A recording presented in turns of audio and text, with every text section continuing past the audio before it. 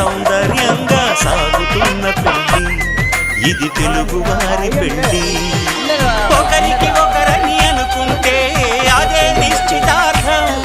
ఆ నిర్ణయానికి తలవంచడమే పెళ్లి అంతరార్థం. శతమానం భవతి అంటుంది శ్రావణ మాసం, శ్రావణ మాసం, శ్రావణ మాసం.